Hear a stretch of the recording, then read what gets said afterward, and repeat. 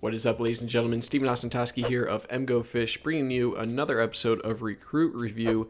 Today, we're on episode 4, covering 3-star recruit out of Massachusetts, the athlete Eamonn Dennis. Thanks to those who participated in the poll for the past couple episodes, as well as left some comments. You can find the poll for episode 5 up here. You can leave a comment below if there's someone you don't see in that poll, or you can comment if you do see him in the poll as well. For the comments on episode 2, had a couple asks for Eamonn Dennis, so thanks to Darren Gross, as well as Spaniard Prince for those comments. Let's get into the analysis here. So Eamonn Dennis is straight out of Don Brown territory in Worcester, Massachusetts. I'm going to throw the spelling of this city. It took me like 10 tries to actually get it right. I think I nailed it in the first take here. This St. John's High School out of Worcester, Massachusetts did produce a 4-star James McGillicuddy. I have no idea if I'm pronouncing that right, but that's a 2005 player under Jim Harbaugh. I'll throw his rankings up here. So for all services, he's a 3-star. He only gets a national ranking out of 247, around 600, a little bit higher than that.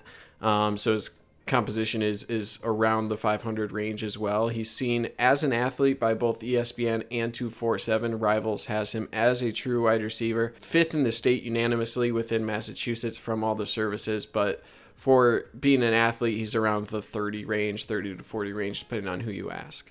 He's listed around 5'10 to 5'11 and around 175 pounds. I'm going to throw his testing numbers up here. I always do it. Always the wrong side.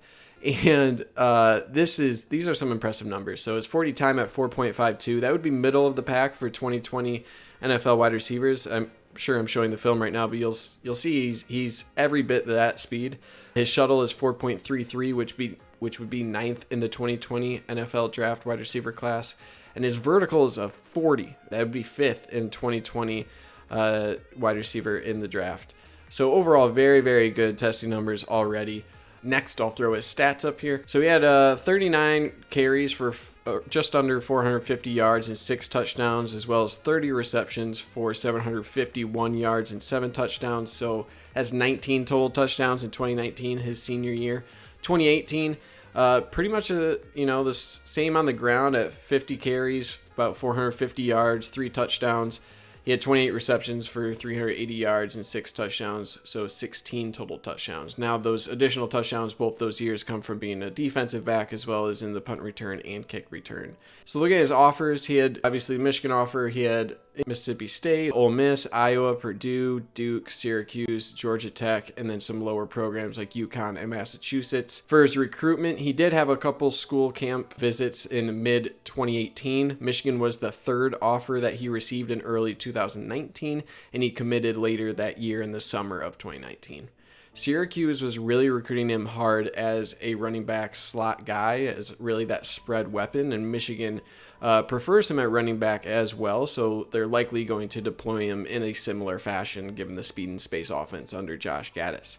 So I'm going to skip the scouting here because he's from Massachusetts. Not a lot of scouting outside of his film. It didn't seem like I couldn't find any camp footage or any articles about him attending camps, so let's just dive right into the film here.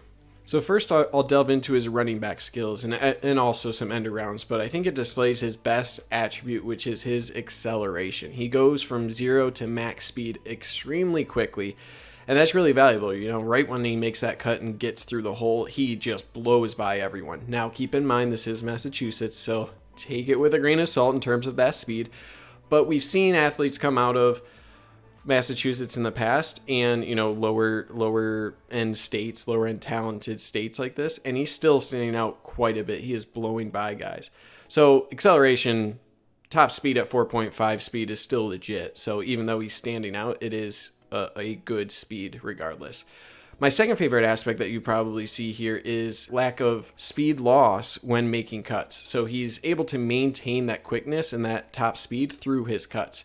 He looked very comfortable making those cuts, spin moves, and really puts defenders in tough positions with those moves.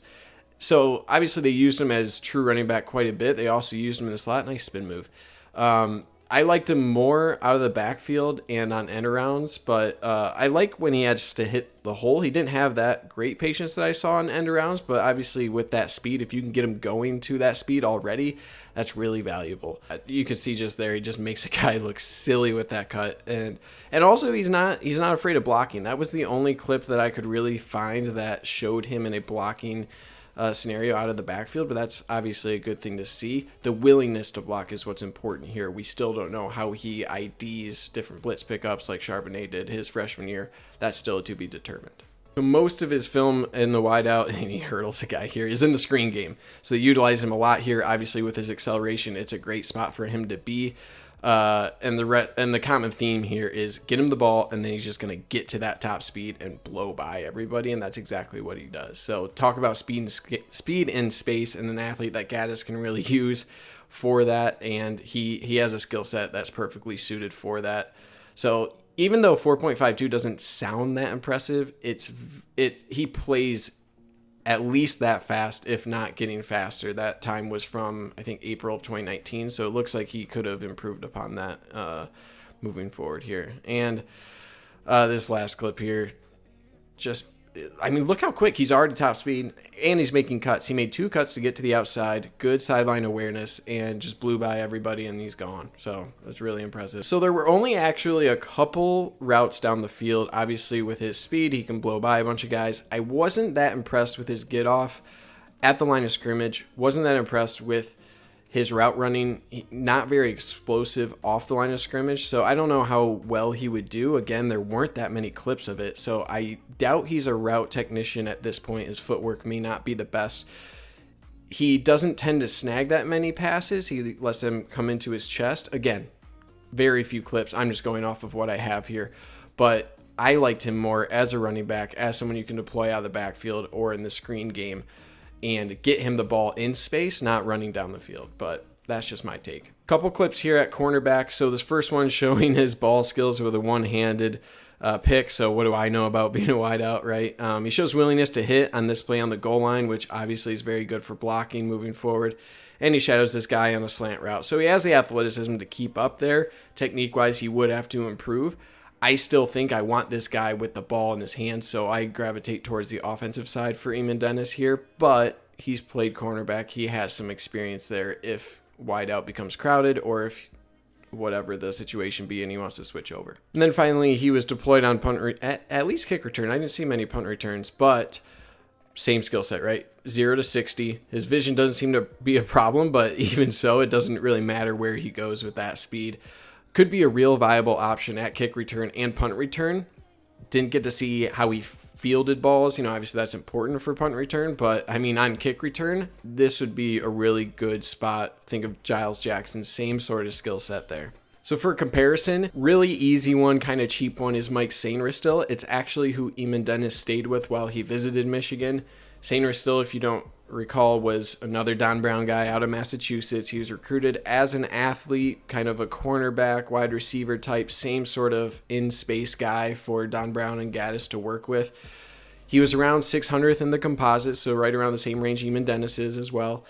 Now, he was deployed as a true wide receiver. A lot of his high school film was more as a true wide receiver. He did play cornerback as well, but not as much of a true running back, slot kind of hybrid weapon that Eamonn Dennis has.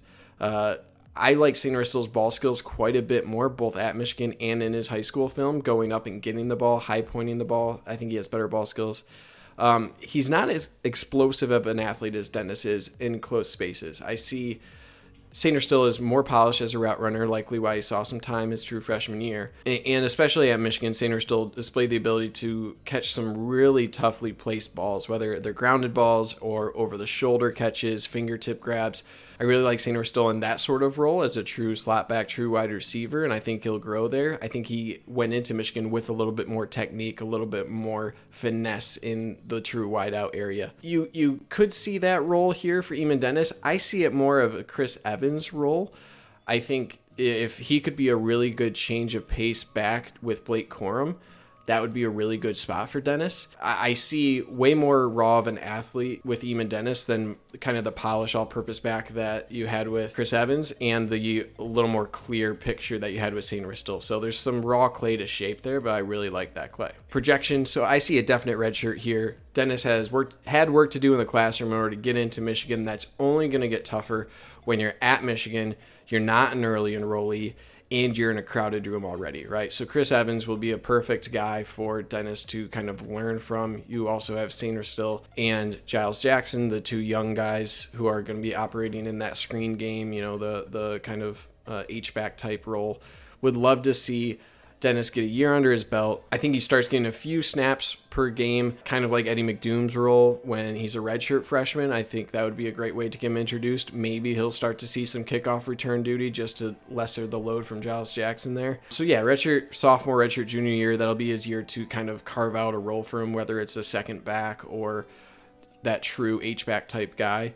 You do have some guys in the class that are more true slot backs. AJ Henning is a guy who's in the 2020 class who is that polished receiver. So I really like Dennis in that running back role, H-back, that all-purpose back sort of guy. And that's it for episode 4, guys. As always, thanks for commenting. Thanks for voting on the poll. I say it every time, but like, comment, subscribe, all that good stuff. It really helps grow the channel. I'll be looking to get episode 5 out maybe this weekend. We'll see. But yeah, guys, thanks again for watching. Stay safe out there. Wash your hands and go blue.